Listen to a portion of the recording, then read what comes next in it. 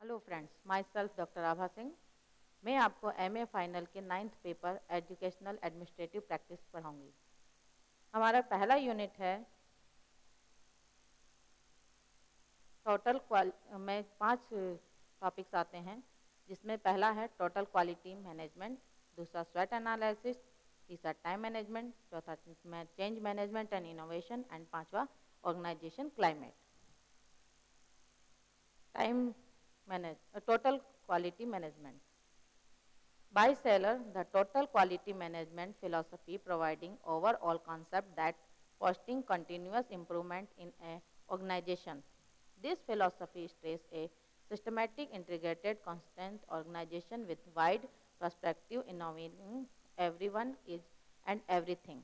Its primary emphasis is on total satisfaction for the both internal and external outcomes. Within a management environment that seeks continuously improvement of all process and system, the TQM philosophy emphasizes the use of people, usually in multifunctional teams, to bring about improvement for within the organization.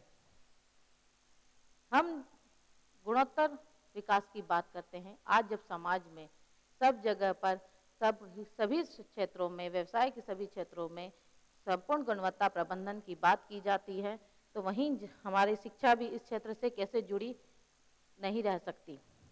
संपूर्ण गुणवत्ता प्रबंधन को प्रभावित करने का श्रेय Deming और Julian को दिया जाता है, परंतु इसे समझाने का श्रेय सेलर को दिया गया है। सेलर के अनुसार संपूर्ण गुणवत्ता प्रबंधन दर्शन किसी संस्थान में निरंतर प्रगति को दर्शाने वाला होता है। यह दर्शन एक व्यवस्थित, समग्रित, एक रूप संगठनात्मक प्रबंध के संदर्भों पर बल देता है, जिसमें प्रत्येक वस्तु व व्यक्ति की सहभागिता निहित होती है, जो संगठन प्रबंधकीय वातावरण में प्रत्येक प्रक्रिया एवं प्रणाली का सतत विकास चाहता है। इसमें यह विचारधारा आंतरिक एवं बाह्य ग्राहकों की संपूर्ण संतुष्टि पर प्राथमिक रूप से बल देती है। यह दर्शन संगठन के अंदर ही कार्यरत व्यक्तियों का बहुकार्यकारी दल के रूप में उपयोग करते हुए ही संगठन की गुणात्मक उन्नति पर विश्वास करता है। टीक्यूएम की इस परिभाषा के आधार पर हम कह सकते हैं कि संपूर्ण गुणवत्ता प्रबंधन जो है वो दर्शन की एक प्रणाली है, जो अपने ग्राहकों को उत्पाद मानती है और उन निरंतर अपनी सेवाएं प्रदान करती है। शिक्षा में टोटल टीक्यूएम में ग्राहक जो है वो केवल विद्यार्थी ही नहीं होता, समाज भी होते हैं, उनके केयर पेरेंट्स भी इसके अंतर्गत आते हैं। यह प्रणाली अपने विद्यालय तथा महाविद्यालय के प्रथम ग्राहक विद्यार्थी और नियोक्ता को उत्कृष्ट सेवाएं प्रदान करती है। Principle of TQM. डेमिंग ने संपूर्ण गुणवत्ता प्रबंधन को 4 सिद्धांतों में बांटा है। उनके अनुसार पहला सिद्धांत है सहक्रियात्मक संबंध, सिनेर्जिक रिलेशनशिप। इसके अंदर संपूर्ण गुणवत्ता प्रबंधन के संगठन में प्रत्येक व्यक्ति ग्राहक और आपूर्ति करने वाला दोनों होता है। इस सिद्धांत में परस्पर सहयोग करते हुए दल प्रणाली के अनुसार कार्य किया जाता है, ताकि पारस्परिक शिक्षा पद्धति व्यक्तिवादी एवं विभागीयता पर निर्भर होती है। शिक्षक व छात्र के एक साथ मिलकर कार्य करने से विद्यार्थियों के चरित्र, रुचियों और क्षमताओं का विकास सफलतापूर्वक होता है। इस सिद्धांत में विद्यार्थी भी वस्तुतः एक कार्यकर्ता ही होता है, जिसमें निरंतर अपने सुधार एवं व्यक्तित्व उन्नयन हेतु आवश्यकता होती है। दूसरा सिद्धांत है continuous improvement and self evolution का सिद्धांत। इसमें सिद्धांत के अनुसार सामूहिक एवं व्यक्तिगत रूप से निरंतर सुधार हेतु संपूर्ण समर्पित भाव से प्रयत्नशीलता आवश्यक होती है।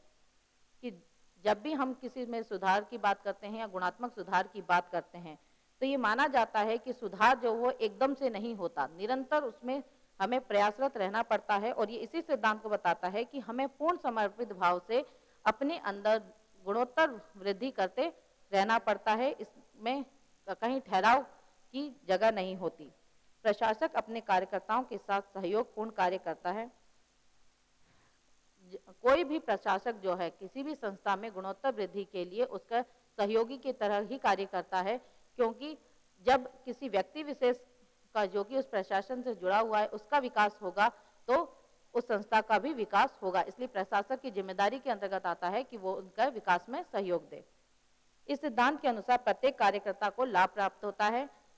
इससे न केवल संस्था लाभान्वित होती है, जबकि जो व्यक्ति खुद उसमें अपने में गुणोत्तर विकास कर रहा है उसका भी विकास होगा और संस्था का भी विकास होगा।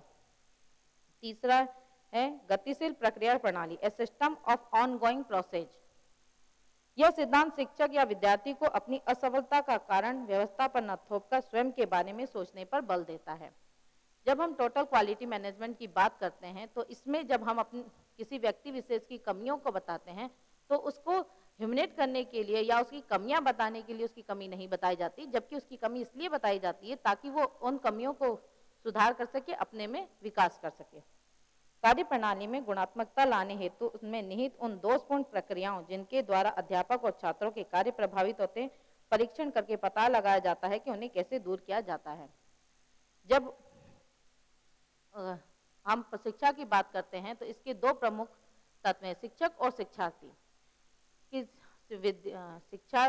शिक्षण के कार्य को हम निरंतर गुणवत्ता बनाने के लिए उन सभी परिस्थितियों का अवलोकन करेंगे, निरीक्षण किया जाता है जो कि उन दोनों के बीच की प्रक्रिया को बाधित करती है और आने वाली कमियों को दूर करने के लिए उनको सुझाव दिए जाते हैं ताकि शिक्षण का कार्य ज्यादा प्रभावशाली तरीके से किया जा सके। फिर आता है लीडरशिप, नेतृत्व। इस सिद्धांत में निम्नलिखित तत्व होते हैं। नेतृत्व सिद्धांत में शिक्षा में संपूर्ण गुणवत्ता प्रबंधन की जिम्मेदारी उच्च प्रबंधकों की होती है। किसी भी संस्थान की गुणवत्ता पर अभिवृद्धि की जब बात की जाती है तो सबसे पहले अगर किसी की जिम्मेदारी बनती है तो वो प्रबंधकों की बनती है, और जितने भी उच्च प्रबंधक हैं, मैनेजमेंट के जो हायर पोस्ट पर कार्यरत लोग हैं, उन लोगों के ये जिम्मेदारी के अंतर्गत आता है कि वो अपने से अधीनस्थ कर्मचारियों के गुणोत्तर विकास के लिए उन्हें परिस्थितियां उपलब्ध करवाएं। अधिगम प्रक्रिया में लगातार प्रगति के लिए आवश्यक उपकरण, नेतृत्व सिद्धांत, केंद्रण, शिक्षण, साक्षरता तथा विषय वस्तु के क्षेत्र महत्वपूर्ण होते हैं। अपने आप में जब गुणोत्तर वृद्धि की हम बात करते हैं तो उसमें के लिए कुछ चीजें आवश्यक होती हैं, जैसे उन्हें पर्याप्त मात्रा में उपकरण उपलब्ध करवाए जाएं, उनके सिद्धांत और केंद्रण शिक्षण के लिए साधन उपलब्ध कराए जाएं, साक्षरता और विषय वस्तु उन्हें उपलब्ध करवाई जाए। विद्यालयों में अध्यापक व छात्रों द्वारा किसी संस्कृति व संदर्भ के साथ साथ कार्य करने के परिणाम स्वरूप अपनी क्षमता के साथ निरंतर गुणात्मक विकास करते हुए उच्चतम उपलब्धि प्राप्त की जाती है। अब द एम्स ऑफ TQM। किसी संस्थान की गुणात्मक उन्नयन हेतु संपूर्ण गुणवत्ता प्रबंधन के विशेषज्ञों ने कई उद्देश्य इसके लिए निर्धारित किए हैं। इसमें पहला उद्देश्य संस्थान की आंतरिक परस्पर विरोधी प्रवृत्तियों को संशोधित करते हुए उन्हें उत्कृष्ट बनाना। हर संस्थान, कोई भी संस्थान जो है वो परफेक्ट नहीं होता, उसमें कोई ना कोई कमी जरूर होती है, तो उन कमियों को का पता लगा करके उन्हें संशोधित करना, उन्हें उत्कृष्ट रूप में प्रदान करना। व्यक्तियों के प्रतिस्पर्धात्मक जागरूकता का विकसित करना। प्रतिस्पर्धा जो है वो हमेशा बुरी नहीं होती, कई बार स्वस्थ प्रतिस्पर्धा से व्यक्ति का विकास भी होता है। इसीलिए संस्थान के सदस्यों में आपस में प्रतिस्पर्धा का होना आवश्यक है, लेकिन प्रबंधकों का ये जिम्मेदारी बनती है कि वो उन प्रतिस्पर्धा को जो है नेगेटिव रूप में ना जाने दे। वो इस बात का ध्यान रखें कि प्रतिस्पर्धा जो है वो स्वस्थ रूप से रहे ताकि हर व्यक्ति आगे बढ़ने की कोशिश में लगा रहे। अपनी संस्था की पहचान स्पष्ट करना। जब व्यक्ति विशेष का में गुणोत्तर विकास होगा तो उसके साथ साथ संस्था का भी विकास होगा और संस्था का जो है पहचान बनेगी। संप्रेषण दक्षता का विकास करना। अपने आप को अभिव्यक्त करने के लिए संप्रेषण कौशल में विकसित होना आवश्यक है, और जब तक व्यक्ति का संप्रेषण कौशल विकसित नहीं होगा वह अपनी बात को, अपने कार्यों को सही तरीके से प्रस्तुत नहीं कर सकता। इसलिए प्रत्येक कर्मचारी में संप्रेषण कौशलता का विकास करना भी प्रबंधन के अंतर्गत आता है। बहुआयामी परिवर्तित क्षेत्रों पर ध्यान देने तथा उन पर कार्य करना।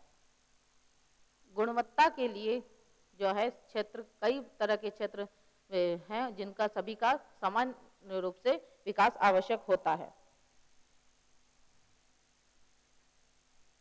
फिर the standard elements of TQM। शिक्षा में संपूर्ण गुणवत्ता प्रबंधन के आवश्यक तत्व। पहला है awareness and communities for everyone. प्रत्येक व्यक्ति के लिए प्रतिबद्धता एवं जागरूकता। अध्यापकों तथा विद्यार्थियों के लिए उनके सभी क्षेत्रों में गुणात्मक विकास की प्रतिस्पर्धा व जागरूकता का विकास होना आवश्यक है। एक विद्यार्थी का भाषाई, गणितीय, दृश्य आदि प्रत्येक स्तर पर ज्ञान बढ़ाना, उसमें गुणात्मक प्रबंधन करना तथा प्रत्येक विद्यार्थी के प्रति संकल्पबद्ध रहना अपेक्षित होता है। एक विद्यालय के लिए या एक महाविद्यालय के लिए यह आवश्यक है कि उसके विद्यार्थी और अध्यापक दोनों में गुणोत्तर विकास हो और इसके लिए वह प्रतिबद्ध होता है। और इसमें एक विद्यार्थी के लिए जब हम बात करते हैं तो उसे किसी एक विषय विशेष में हम दक्षता नहीं हासिल कर सकते। इस तरह की एजुकेशन सिस्टम होना चाहिए कि एक साइंस का पढ़ने वाला विद्यार्थी भी जब उसे साइंस पढ़ा जा रही हो तो उसके साथ साथ उसका भाषा का भी विकास उसके साथ ही हो रहा हो। ऐसा नहीं है कि वो विज्ञान पढ़ रहा है तो उसकी अंग्रेजी खराब हो या उसकी हिंदी खराब हो। विज्ञान पढ़ाते पढ़ाते भी हम इस तरह के मेथड्स यूज कर सकते हैं जिसके द्वारा हम उनका भाषाओं का विकास कर सके। इस तरह से उसमें गुणोत्तर विकास होता जाएगा। अभिभावक, अध्यापक एवं बोर्ड सदस्यों की समन्वयात्मक बैठक करके तथा एक निर्णय लेकर विद्यार्थियों के विकास पर चर्चा की जाती है। हम किसी भी संस्था की, जो भी शिक्षण संस्थाएं हैं, उनमें क्या कमियां हैं, क्या अच्छाइयां हैं, इसके लिए समय समय पर अभिभावकों और बोर्ड के सदस्यों की आपस में मीटिंग होनी चाहिए ताकि जो कमियां हमारी उस संस्था के अंतर्गत हैं वो अभिभावक बता सके, वो ये बता सकें कि किसी भी संस्था से एक अभिभावक, एक विद्यार्थी और क्या चाहता है, उन कमियों को जान करके उसमें सुधार करके उसमें और विकास किया जा सकता है। विद्यालय प्रशासन व प्रधानाचार्य, संस्था प्रधान तथा गुणात्मकता के प्रतिबद्ध व जागरूकता को स्पष्ट रूप से बताया जाता है। फिर है एक क्लियर मिशन, एक स्पष्ट कार्य लक्ष्य। संस्थान को अपने विद्यार्थियों को किस रूप में तैयार करना है, इसका कोई स्पष्ट लक्ष्य तैयार किया जाता है। सिर्फ पढ़ाने के लिए या डिग्री देने के लिए भी किसी भी संस्थान में एजुकेशन नहीं होनी चाहिए। एजुकेशन का मतलब है, शिक्षा का जब हम बात करते हैं तो उसका मतलब होता है स्टूडेंट का, जो है विद्यार्थी का संपूर्ण विकास करना, उसके मनोवैज्ञानिक, सामाजिक सभी क्षेत्रों का विकास करना। और इसके लिए जब हम उनकी बात करते हैं तो सिर्फ उनके चरित्र की ही बात नहीं करेंगे, उनके ज्ञान की ही बात नहीं करेंगे, हम उनकी बात करते हैं तो हम उनके करियर की भी बात करते हैं। तो एक निश्चित होना चाहिए कि जिस बच्चे में जिस तरह की क्वालिटीज है वो उस क्षेत्र का चुनाव कर सके, उसे उसी के अनुसार अध्ययन करवाया जाए। प्रणालियों की योजना पद्धति। वर्तमान समय में परंपरागत शिक्षा की व्यवस्था विभिन्न विषयों व विभक्तों में विभिन्न विषयों का विभाजन किया जाता है। विज्ञान विषय का शिक्षक विज्ञान पढ़ाते समय अंग्रेजी भाषा के सिद्धांतों का प्रयोग करते हुए तकनीकी प्रतिवेदन तैयार करने या लिखने की शिक्षा नहीं देता है। इससे विद्यार्थी अंग्रेजी भाषा के कौशल के स्थान पर एक अलग विषय या पाठ्यक्रम का हिस्सा मानते हैं, जबकि विज्ञान पढ़ाते हुए भाषाई कौशल भी विकसित किए जा सकते हैं। बहुत सारे विषय ऐसे हैं जिन्हें आपस में रिलेट करके भी पढ़ाया जा सकता है, जिससे वो सिर्फ एक ही विषय ना पढ़े, उससे दूसरे विषयों से संबंधित तथ्यों का भी उसे जानकारी हो सके। पदानुक्रम के स्थान पर दल पद्धति, team in place of hierarchy. विभिन्न संगठनों और संस्थानों के पारस्परिक रूप में पदानुक्रम पद्धति का ही प्रचलन है, जिसमें व्यक्तियों के प्रयासों से ही प्रगति दर्शाई जाती है तथा अपने उच्चाधिकारियों को संतुष्ट कर दिया जाता है, जबकि उच्चाधिकारी को कार्य करने वाले व्यक्ति से कम जानकारी होती है। यदि स्पष्ट लक्ष्य और उचित अधिकार दिए जाएं तथा दमनात्मक पर्यवेक्षण के स्थान पर सहयोगात्मक पर्यवेक्षण किया जाए तो परस्पर क्रॉस विभागीय दल संस्थान की अधिक उन्नति करने में सहायक होंगे। जब हम बात करते हैं किसी संस्था की, तो ये एक पदक्रम के अनुसार चलता है कि नीचे कार्यरत व्यक्ति अपने ऊपर कार्यरत अधिकारियों को सूचना देते हैं। इसमें ये जरूरी नहीं है कि जो अधीनस्थ कर्मचारी हैं उनके फील्ड का नॉलेज उनके उच्च अधिकारियों को हो, तो जो जानकारी नीचे के द्वारा ऊपर उपलब्ध कराई जाती है उसे ही सही माना जाता है। इससे सही तरीके से किसी भी कार्य का पर्यवेक्षण नहीं हो पाता। इसके लिए आवश्यक है कि समय समय पर उस विषय से या उस कार्य से संबंधित व्यक्तियों की एक टीम बनाई जाए और वो उन कार्यों का पर्यवेक्षण करें ताकि उसमें का सही तरीके से आकलन किया जा सके और उसमें सुधार किया जा सके।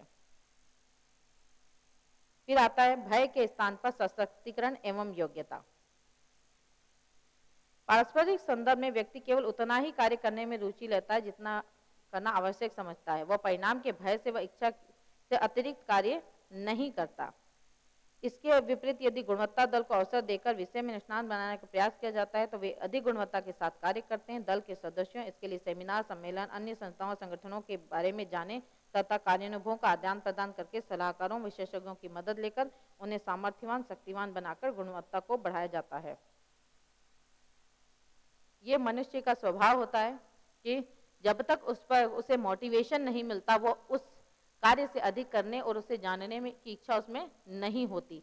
और इसके लिए उन्हें उन किसी व्यक्ति में या किसी संस्था में कार्यरत व्यक्तियों के में उनके कार्यों में और गुणवत्ता लाने के लिए, उनमें और सुधार करने के लिए आवश्यक है कि उन्हें समय समय पर मोटिवेशन मिलना चाहिए। और ये मोटिवेशन जो है उन्हें दिया जा सकता है सेमिनार करवा के, सम्मेलन करवा के, अन्य इंस्टीट्यूट्स के लोगों को बुलवा करके, उनका काम उनके द्वारा लेक्चर्स रखवा करके, या इस संस्था के लोगों को दूसरे संस्था में भेज करके उनका कार्य का निरीक्षण करवा करके, ताकि वो अपनी कमियों को जान सके और उसमें सुधार कर सकें। निष्णात आधिकारिक अधिगम पर ध्यान केंद्रण, फोकस्ड ऑन मास्टरी लर्निंग।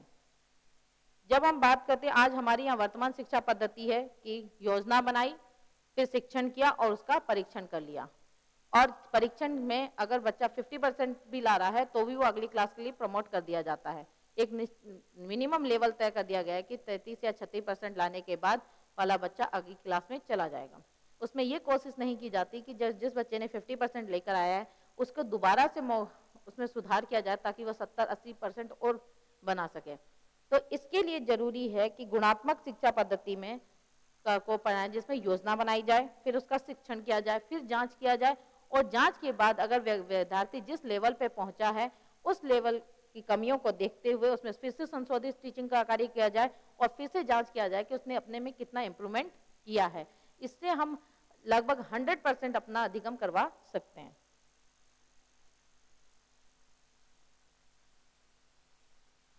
अब विद्यार्थियों के संपूर्ण गुणवत्ता प्रबंध कौशलों का विकास करना, development of student TQM skills. प्रत्येक विद्यार्थी संपूर्ण गुणवत्ता प्रबंधन का ज्ञान करके उस उपयोग करने के तरीके मालूम होने चाहिए। इस परिप्रेक्ष्य में यदि हम वर्तमान शिक्षा में गुणात्मकता प्रारंभ करना चाहते हैं तो संपूर्ण गुणात्मक प्रबंधन के तत्वों का वर्तमान पाठ्यक्रम से जोड़ सकते हैं तथा उनका एक अलग से पाठ्यक्रम तैयार करने लागू किया जाए ताकि विद्यार्थी संपूर्ण गुणात्मक प्रबंधन करें, केवल पढ़े नहीं। जब हम विद्यार्थियों में बात करते हैं कि उनमें जो है संपूर्ण गुणात्मक प्रबंधन आना चाहिए, तो उसके लिए जरूरी है कि हम उसकी थ्योरी के साथ साथ उसका प्रैक्टिकल वर्क भी उन्हें करवाएं। उन्हें उनके जो चल रहे पाठ्यक्रम है उसके अंदर हम प्रबंधन के पाठ्यक्रम को जोड़ें ताकि वो इस प्रबंधन के सिद्धांतों को समझ सकें और उसे अपने जीवन में अप्लाई कर सकें। अधिगम परिस्थितियों में मानवीय एवं बौद्धिक अनुरूपता पर बल, focus on humanistics and mentally ability in the learning environment. विद्यालयों में एक खुशनुमा और सहयोगी वातावरण होना चाहिए। ऐसे वातावरण में विद्यार्थी अधिगम ज्यादा अच्छी से करते हैं और इसके लिए जो है गुणात्मक विद्यालय की आवश्यकता होती है। गुणात्मक विद्यालय की कुछ विशेषताएं हैं, जैसे वहाँ का माहौल जो है वो उत्साहवर्धक व सहयोगी होना चाहिए। जहाँ पर भी विद्यालय का वातावरण निरंकुश होता है वहाँ पर स्टूडेंट्स में सीखने की जो इच्छा है वो कम होती जाती है। विद्यार्थियों को केवल उपयोगी कार्य करने के लिए कहा जाए, उनका समय व्यर्थ ना गंवाया जाए। जो भी कार्य उनसे करवाया जाए वो कहीं ना कहीं उनके जीवन से संबंधित होने चाहिए, उनके उपयोग में आने होने वाले होने चाहिए, तभी वो सही से उसे पढ़ सकेंगे, उसे अपने जीवन में उतार सकेंगे। विद्यार्थियों की उनकी क्षमता अनुसार श्रेष्ठतम कार्य करने हेतु कहा जाए। किसी भी कार्य को करने के लिए विद्यार्थियों को बाउंड न करके उनसे ये कहा जाए कि जिस कार्य को कि अपनी क्षमता के अनुसार सबसे अच्छा कर सकते हैं वो उस कार्य को करें ताकि वो उस कार्यक्रम में दक्षता प्राप्त कर सके। गुणात्मक कार्य सदैव आनंददायी व प्रसन्नता प्रदान करने वाला बनाया जाए। जब हम उन्हें कोई कार्य सौंप रहे हैं तो वो बोरिंग नहीं होना चाहिए, वो इस तरह का होना चाहिए कि विद्यार्थी जो है उसे करते हुए आनंद और प्रसन्नता का अनुभव कर सकें। फिर आता है रूपांतरण योजना, ट्रांसफॉर्मेशन प्लान। संपूर्ण गुणात्मक प्रबंधन के लिए उन व्यक्तियों का सहयोग लिया जाता है जिनकी संस्था में संपूर्ण गुणवत्ता प्रबंधन किया जा चुके हैं। उन सभी संपूर्ण गुणवत्ता प्रबंधन हेतु एक संचालन समिति बनाई जाए। वह समिति टीक्यूएम के क्रियान्वयन में मदद करने की योजना बनाए। विद्यालय के पारस्परिक पर्यवेक्षकों तथा इस समिति के पर्यवेक्षकों के बीच सकारात्मक संपर्क हेतु योजना बनाई जाए। जिन संस्थानों के में परामर्श द्वारा संपूर्ण गुणवत्ता प्रबंधन रूपांतरित हो चुका है उनमें परामर्श व मार्गदर्शन प्राप्त किया जाए। जब हम किसी संस्थान में संपूर्ण गुणवत्ता प्रबंधन की बात करते हैं तो उन्हें ऐसे संस्थानों से सहयोग लेना चाहिए जिनमें संपूर्ण गुणवत्ता प्रबंधन हो चुका है, उनसे राय ली जाए, उनसे मिलकर के एक टीम बनाई जाए जो उनके साथ सहयोग कर सके, उस संस्थान में गुणवत्ता प्रबंधन के लिए। अब दूसरा हमारा पॉइंट आता है स्वॉट। स्वॉट कोई भी संस्थान जो है वो अपने किए गए कार्यों का मूल्यांकन करना, जो भी उपलब्धि उसने प्राप्त की है उसकी कमी और उसकी उपलब्धियों का मूल्यांकन करना चाहती है, और उसी मूल्यांकन के लिए एक स्वॉट प्रणाली अपनाई गई है। स्वॉट शॉर्ट फॉर्म है जिसका मतलब होता है कि किसी भी संस्था में 4 मेन फैक्टर्स होते हैं: strength, weakness, opportunity and threat. S से स्ट्रेंथ, डब्ल्यू से वीकनेस, और से अपॉर्चुनिटी एंड टी से थ्रेट्स, और इन्हीं का शॉर्ट फॉर्म को मिला करके बनता है स्वॉट। और किसी भी संस्था का जो मूल्यांकन है वो इन्हीं चारों आधार पर किया जाता है। स्ट्रेंथ मतलब attributes of the organisation that are helpful to achieving the objects. लक्ष्यों को प्राप्त करने के लिए जो कोई भी संसाधन उनके पास उपलब्ध हैं, शक्तियां उपलब्ध हैं, वो स्ट्रेंथ कहलाती हैं। डब्ल्यू फॉर वीकनेस मतलब कमजोरियां। लक्ष्य की प्राप्ति में जो भी बाधक तत्व हैं, जो भी कमजोरियां हैं, वो उस संस्थान की कमजोरियां वीकनेस कहलाएंगी। अपॉर्चुनिटीज, जो भी संसाधन उनके पास हैं उसके अतिरिक्त किन संसाधनों के द्वारा, बाहरी संसाधनों के द्वारा संस्था में विकास किया जा सकता है, इन कमियों को दूर किया जा सकता है, उसे अपॉर्चुनिटीज कहते हैं। और चौथा है थ्रेट्स। थ्रेट्स का मतलब है खतरे या चुनौतियां, कि जो कोई भी बाहर की खतरे या चुनौतियां हैं जिनका सामना करके उन लक्ष्यों को प्राप्त किया जा सकता है, उन जोखिमों को उठाया जा सकता है, उसे थ्रेट कहा जाता है। इस आधार पर हम कह सकते हैं कि स्वॉट का मतलब हुआ संस्थान की वे शक्तियां जिनको पे विश्वास करके आगे बढ़ा जा सकता है, जिनको हम किसी संस्थान के विकास में प्रयोग कर सकते हैं, वो उसका स्ट्रेंथ कहलाता है। वीकनेसेस हैं वो कमियां किसी संस्थान की जिनमें सुधार करके संस्थान में का विकास किया जा सकता है। और संस्थान के पास अपनी शक्तियां और कमजोरियां दोनों होती हैं, वो किन किन कमजोरियों को दूर करे और उनके पास जो संसाधन है, जो साधन है, उनको का किस प्रकार प्रयोग करते हुए वो विकास करें, ये उसकी अपॉर्चुनिटी के अंतर्गत आता है। और थ्रेट जो है संसाधन के मुख्यतः चुनौतियां और खतरे होते हैं जिन पर तुरंत ध्यान दे करके उन चुनौतियों का सामना करके किस प्रकार से अपने संस्थान को नुकसान से बचाया जा सकता है। ये स्वॉट एनालिसिस का जो है ये कई तरह से होता है, जिसमें एजुकेशनल उच्च शिक्षा में मूल्यांकन हेतु, संस्थानों के मूल्यांकन हेतु स्वॉट एनालिसिस इन एजुकेशन इंस्टीट्यूट, शिक्षा संस्थानों में स्वॉट विश्लेषण के लिए यूजीसी द्वारा जो है एक संस्था का समिति बनाई गई है जिसका नाम है राष्ट्रीय प्रत्यायन एवं मूल्यांकन परिषद, जिसे नैक नाम से भी जाना जाता है। यह कमेटी देश के समस्त विद्यालयों एवं महाविद्यालयों में 5वां साल के अंतर्गत पे एक निरीक्षण करती है, मूल्यांकन करवाती है, ये देखने के लिए कि उनका अचीवमेंट कितना है और उनकी गुणवत्ता पे उन्होंने क्या कर रखा, और उसी के आधार पर उनको ग्रेडिंग दी जाती है। साथ ही भविष्य में उस संस्था के उन्नयन हेतु सुझाव भी प्रदान करती है। ये जो नैक कमेटी है ये स्वॉट के आधार पर ही, आधारित प्रक्रिया पर ही ये मूल्यांकन करती है। बेसिक एलिमेंट्स ऑफ स्वॉट एनालिसिस, उसका स्वॉट एनालिसिस के जो मूलभूत तत्व हैं उसमें सबसे पहला है कि उद्देश्य निर्धारण कर लिया गया है। सबसे पहले ये देखा जाता है कि विश्लेषणकर्ता द्वारा कि उद्देश्यों का निर्धारण हुआ है कि नहीं। फिर उपयुक्त सहयोगियों का चयन कर लिया जाता है कि कौन कौन से व्यक्ति जो हैं उस एनालिसिस की टीम का मेंबर बनेंगे। सूचनात्मक एवं शोधात्मक कार्यों का निश्चय कर लिया जाता है कि कौन कौन सी सूचनाएं और शोध का कार्य उसके अंतर्गत मूल्यांकन के अंतर्गत किया जाएगा। फिर तथ्य प्राप्ति प्रक्रिया हेतु कार्यशाला के समानी वातावरण तैयार कर लिया जाता है। फिर संस्था की शक्तियों और सामर्थ्य की सूची के स्वरूप का निर्माण किया जाता है और संस्था की कमियों की सूची के स्वरूप का भी निर्माण कर लिया जाता है। जब स्वॉट एनालिसिस के लिए जब किया जाता है तो सबसे पहले उस संस्था से संबंधित जितनी भी जानकारियां हैं कि उनमें क्या सामर्थ्य है, उनके पास कितने संसाधन है और क्या क्या कमियां हैं, इन सब की कमियों की सूची बनाई जाती है और निवारण हेतु क्या क्या संभावनाएं हैं, इस आधार पर सूची तैयार करके और उन विरोधी विचारों का मूल्यांकन कर लिया जाता है। फिर प्राप्त परिणामों को आगे तक ले जाया जाता है और उसी के आधार पर मूल्यांकन किया जाता है।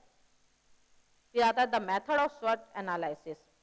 इसमें सबसे पहले जो है कई प्रकार से स्वॉट एनालिसिस किया जाता है, जिसमें पहला प्रकार जो है वो है प्रपत्र पूर्ति विधि द्वारा। इस विधि में स्वॉट से संबंधित एक प्रश्नावली तैयार की जाती है और उस संस्थान से संबंधित व्यक्तियों को वो डिस्ट्रीब्यूट कर दी जाती है और कहा जाता है कि आप इसमें जो स्ट्रेंथ और क्या रहना वीकनेस और थ्रेट और अपॉर्चुनिटीज से संबंधित जो कॉलम्स हैं उसमें अपने अपने विचार उस संस्थान के संदर्भ में लिख करके दें और फिर उस संस्थान जो मिली गई जानकारी है उसके आधार पर ये कंक्लूजन निकाला जाता है कि कितने समान विचार आए हैं किसी टॉपिक पर और कितने भिन्न विचार आए हैं। और उसके बाद फिर संस्थान के सभी व्यक्तियों को बैठा करके ये बताया जाता है कि इतने जो हैं इस विषय पर इतने तो समान विचार हैं और इतने भिन्न विचार पाए गए हैं और फिर जो सर्वमान्य विचारधारा आती है उसी को मान लिया जाता है। फिर दूसरी है संस्थागत मूल्यांकन में साझेदारी। कुछ संस्थान या संगठन जो हैं वो बहुआयामी, बहुभाषी, बहुसंस्कृति वाले देश में संवेदनशील भी होते हैं। शिक्षण संस्थानों में विशेष रूप से इस बात का ध्यान रखा जाता है संस्थान के मूल्यांकन में संस्था के पदानुक्रम संस्कृति कभी भी बाधक बन जाती है। कई बार इसके आधार पर किया गया स्वॉट विश्लेषण संस्थान के पदानुक्रम संस्कृति को एक खतरा बन जाता है। अतः संस्थागत स्वॉट के मूल्यांकन व विश्लेषण में सबकी सहभागिता प्रत्येक स्तर पर मानी जाती है। हमारे यहाँ संस्थानों में जो पदानुक्रम की स्थिति है उसमें जब हम एनालिसिस करने जाते हैं तो एक अधिकारी के विचार संस्था के बारे में अलग हो सकते हैं और उसके अधीनस्थ कार्य करने वाले कर्मचारियों के उसके संबंध में विचार अलग हो सकते हैं। तो ऐसे में जब हम मूल्यांकन में किसी एक पक्ष पर ज्यादा ध्यान देंगे तो सही से मूल्यांकन नहीं हो पाता। इसीलिए जो सिद्धांत दिया गया कि संस्थागत मूल्यांकन में साझेदारी मतलब हर संस्था के प्रत्येक व्यक्ति को समान महत्व दिया जाए, उसके विचारों को समान महत्व दिया जाए मूल्यांकन में ताकि सही निकल सके। फिर तीसरा आता है जोहरी विंडो। संस्थान का सही मूल्यांकन प्राचार्य स्टाफ समझ सामान्यतः ज्ञात मुद्दों पर निर्भर करता है। तब संस्था के मूल्यांकन व विश्लेषण की विधि के लिए समझने के लिए प्रोफेसर मुखोपाध्याय ने जोहरी विंडो का प्रयोग किया। जोहरी विंडो के अंतर्गत 4 कंडीशंस होती हैं। पहली कंडीशन है unknown to others, unknown to principal. इसका मतलब यह है कि इसमें संस्था से संबंधित जो बात है अन्य सदस्य जिन बातों को जानते हैं लेकिन संस्था प्रधान नहीं जानता। नॉन टू अदर्स मतलब उस संस्था के जितने भी कर्मचारी हैं वो तो उस कमी को जानते हैं लेकिन वहां का प्रिंसिपल उन कमियों को नहीं जान पाता और इसी को कहते हैं प्रिंसिपल ब्लाइंडनेस। ये अपॉर्चुनिटी के अंतर्गत आता है। अगर संस्था के वो कर्मचारी प्रिंसिपल को उन कमियों के बारे में बताएं तो उनमें सुधार किया जा सकता है। फिर आता है दूसरी विंडो है जिसमें अननोन टू प्रिंसिपल, जो प्रिंसिपल भी नहीं जानता और अननोन टू अदर्स इंस्टीट्यूट के दूसरे लोग भी उस बारे में अपनी कमियों के बारे में नहीं जानते हैं। तो इसे कहते हैं ब्लाइंडनेस, इंस्टीट्यूशनल ब्लाइंडनेस। मतलब कि उस संस्था में क्या कमियां हैं वो ना कर्मचारी उसके जान पा रहे ना उसके प्रिंसिपल जो है संस्था प्रधान जो है वो जान पा रहा है। और ये स्थिति जो है वो बहुत खतरनाक स्थिति होती है क्योंकि जब आप संस्था के किसी भी व्यक्ति को अपनी किसी कमजोरी के बारे में पता ही नहीं है तो उसका निवारण कैसे करेगा। फिर तीसरी विंडो आती है जिसमें तीसरी विंडो है इसे कहते हैं unknown to principal unknown to principal and unknown to others. जिसे प्रिंसिपल को तो वो बातें पता है लेकिन अदर्स कर्मचारियों को वो बातें नहीं पता है, इसे प्रिंसिपल सीक्रेट्स कहा जाता है। ये वीकनेस होती है किसी भी संस्था की। कई चीजें ऐसी होती है जो प्रिंसिपल अपने तक गुप्त रखता है क्योंकि वो गोपनीय बातें होती हैं, लेकिन वो संस्था की गोपनीय बातें तो होती है लेकिन वो संस्था की कमजोरी भी होती है। अगर संस्था प्रधान उन चीजों को अपने कर्मचारियों के साथ अगर बांटे तो उनका सही समाधान प्रस्तुत किया जा सकता है। कर्मचारी अपने सजेशंस दे सकते हैं, उनके अधीनस्थ कार्य करने वाले लोग उस कमी को सुधारने का सजेशन दे सकते हैं। इससे जो है वो उसमें संस्था में कमी को सुधार किया जा सकता है। चौथी विंडो आती है जहां ये जो है वीकनेस वाला विंडो था। अब चौथा है known to others, unknown to principal, known to others, known to principal, open book for all. ये होता है स्ट्रेंथ। ये किसी भी उसके मूल्यांकन की जो है फोर्थ स्टेप है स्ट्रेंथ। स्ट्रेंथ जो है ये सबसे अच्छी बात मानी जाती है कि इसमें संस्था प्रधान और उसको कर्मचारियों को सबको जो है उस संस्था की कमियों के बारे में पता होता है। वो जो है सभी लोग उसके गुणात्मक उन्नयन के लिए कार्य कर रहे होते हैं, कमियों को दूर करने के लिए काम कर रहे होते हैं, और ये जो है विकास की आगे मार्ग प्रशस्त करता है। जोहरी विंडो की चारों खिड़कियों को खोलकर परस्पर विचार विमर्श करके, विचारों के आदान प्रदान और ज्ञात अज्ञात का अंतर खत्म करके किसी भी संस्थान का में सुधार व प्रगति संभव है। फिर आता है फॉर्म ऑफ स्वॉट एवोल्यूशन। स्वॉट के मूल्यांकन के रूप कौन कौन से हैं?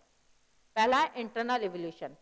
इंटरनल एवोल्यूशन के अंतर्गत उस संस्था के किसी भी शिक्षक संस्थान के शिक्षक, कार्यालय कर्मचारी, अन्य कर्मचारी, पर्यवेक्षक, संस्था प्रधान आदि सम्मिलित होते हैं, जिनसे प्राप्त सूचनाओं के आधार पर मूल्यांकन किया जाता है। दूसरा आता है बाह्य एक्सटर्नल एवोल्यूशन, जिसके अंतर्गत स्टूडेंट, अन्य महाविद्यालय, करदाता, आम जनता के विचार जो संस्था के बारे में है उससे प्राप्त सूचनाओं व तथ्यों के आधार पर मूल्यांकन किया जाता है। फिर आता है इंटरनल एंड एक्सटर्नल एवोल्यूशन। आंतरिक एवं बाह्य मूल्यांकन में विद्यार्थियों को चयनित किया जाता है। इस प्रकार के मूल्यांकन में आंतरिक एवं बाह्य दोनों ही उसमें विद्यार्थियों को ही लिया जाता है। इंटरनल के अंतर्गत वे विद्यार्थी जो इस समय में उस संस्था में पढ़ रहे हैं उन्हें लिया जाता है, क्योंकि उस समय उस संस्था की जो वर्तमान स्थिति है वो उन विद्यार्थियों के द्वारा ज्यादा अच्छे से बताई जा सकती है। और एक्सटर्नल एवोल्यूशन के अंतर्गत उन विद्यार्थियों को लिया जाता है जो कि उस संस्था में एडमिशन लेने के लिए इच्छुक हैं या भविष्य में वहाँ एडमिशन लेना चाहते हैं। इससे ये पता चलता है कि समाज में बाहर उस संस्था की क्या रेपुटेशन है, वो कितनी उपलब्धि उसने प्राप्त कर रखी है, समाज में उसका क्या स्थान है। फिर आता है द टाइप्स ऑफ रेस्पोंडेंट। अब जब हम इनकी बात करते हैं कि जो हम स्वॉट एनालिसिस करते हैं तो इसमें दो तरह के जो हम उत्तरदाता का चयन करते हैं, दो तरह से हम अपने मूल्यांकन के लिए अपने जो प्रपत्र भरवाते हैं उनका हम दो कैटेगरीज में डिवाइड करते हैं, एक तो डिफरेंट कैटेगरीज और एक सेम कैटेगरीज। डिफरेंट कैटेगरीज के अंतर्गत जो लाते हैं जैसे शैक्षिक, सामाजिक, राजनीतिक श्रेणी के लोग जो हैं, जो उन शिक्षा संस्थान के बारे में क्या विचार रखते हैं उनसे भरवाया जाता है।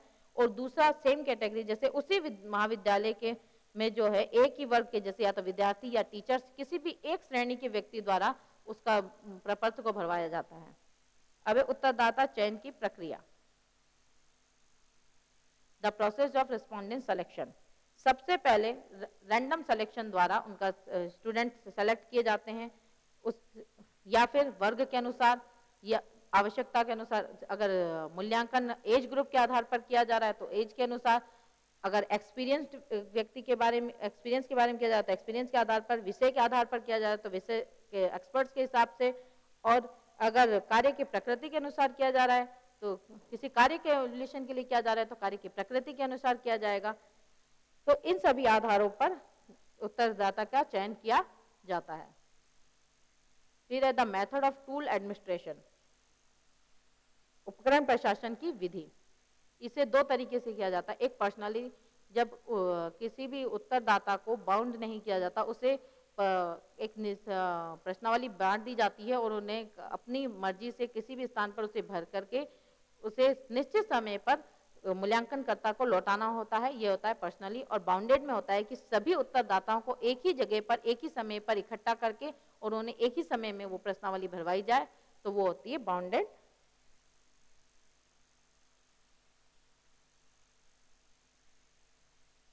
द स्टेप ऑफ स्वॉट एनालिसिस।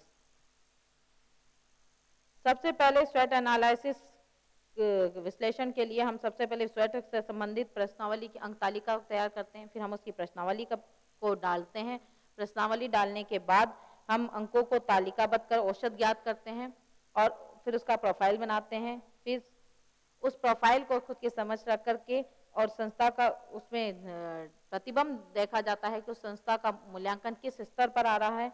फिर चिंतन मनन द्वारा, विचार विमर्श के द्वारा ये निश्चित किया जाता है कि जो भी मूल्यांकन का रिजल्ट आ रहा है कहीं वो वास्तविक है या बढ़ा चढ़ा करके बताया गया है या विकृत रूप दर्शाया गया है। कई बार जब हम संस्थान में जाते हैं मूल्यांकन के लिए तो बहुत सारे बाहरी कारक भी जो हैं वो प्रभावित कर देते हैं मूल्यांकन के प्रपत्र को भरने के लिए। जैसे उच्च अधिकारी और कर्मचारियों के मध्य अगर मतभेद है, उनके मध्य के संबंध अच्छे नहीं है, तो ये जरूरी नहीं है कि वो सही जानकारी आपको उपलब्ध कराएं, हो सकता है कि वो आपको गलत जानकारी उपलब्ध करवाने, और बहुत ज़्यादा फ्लक्चुएशन आ जाता है जब अधिकारी और कर्मचारियों के जवाबों में। तो ये उस मूल्यांकनकर्ता की जिम्मेदारी बनती है कि वो सही तरीके से खुद ऑब्जर्वेशन करें कि जो चीज़ें बताई गई हैं, जो प्रश्नावली में भरी गई हैं, वो कितनी सही हैं, और ये कहीं किसी दुर्भावना से जो प्रेरित होकर के तो नहीं ये सब लिखा गया है। फिर विचार विमर्श के द्वारा उन स्वेट के बिंदुओं का पता लगाया जाता है। फिर the use of assessment data, जो डाटा हम मिल जाते हैं असेसमेंट के, उसमें संस्था के विभिन्न तत्वों की स्थिति पर आधारभूत रूपरेखा तैयार की जाती है। विभिन्न क्षेत्रों का पता लगाकर उनमें सुधारात्मक अपेक्षित हस्तक्षेप हेतु कार्य योजना बनाई जाती है। भविष्य के विकास हेतु लक्ष्य निर्धारित किए जाते हैं। ये जब हम किसी संस्था का स्वेट एनालिसिस हो जाता है तो उसके बाद जो रूपरेखा सामने आती है, उस जो भी तथ्य आते हैं उनकी एक रूपरेखा तैयार करके उस संस्था को बताया जाता है कि आपकी संस्था में ये कमी है, और उन्हें उसके बाद उसमें सुधार के लिए भी सुझाव दिए जाते हैं। कभी भी स्वेट एनालिसिस जो है किसी संस्था की कमियां निकालने के लिए नहीं किया जाता, ये एनालिसिस किया जाता है उसकी गुणवत्ता के स्तर को ज्ञात करने के लिए, और उन्हें ये वो संभावनाएं बताने के लिए कि वो आगे कितनी और उन्नति कर सकते हैं। स्वेट एनालिसिस ध्यान देने योग्य बातें जो हैं कि क्या क्या कार्य करने चाहिए और क्या क्या किन किन बातों का ध्यान रखना चाहिए। एक तो जब भी स्वेट एनालिसिस करने वाला व्यक्ति है वो समालोचनात्मक एवं स्पष्टवादी होना चाहिए, वो बायस्ड नहीं होना चाहिए किसी भी बात को लेकर के। स्वेट पर संबंधित सभी विचारों का अंकन होना चाहिए। अंतिम मूल्यांकन चयनात्मक एवं वर्णनात्मक होना चाहिए। इस अभ्यास कार्य हेतु उपयुक्त व्यक्ति का चयन होना चाहिए। स्वेट के लिए एक उपयुक्त सुविधा प्रदाता या नेता का चुनाव करना चाहिए। और क्या नहीं करना चाहिए, अपनी जो भी प्रपत्र भरने वाला व्यक्ति है उसे अपनी कमियों व कमजोरियों को छिपाने का प्रयास नहीं करना चाहिए। केवल त्रुटियों व गलतियों की सूची नहीं बनानी चाहिए। बाह्य प्रभावों प्रवृत्तियों की उपेक्षा नहीं की जानी चाहिए। स्वेट को दोषारोपण का शस्त्र नहीं बनाना चाहिए। बाद में करने के लिए छोड़ देने जाने वाले कार्यों की उपलब्धि की अवहेलना नहीं की जानी चाहिए।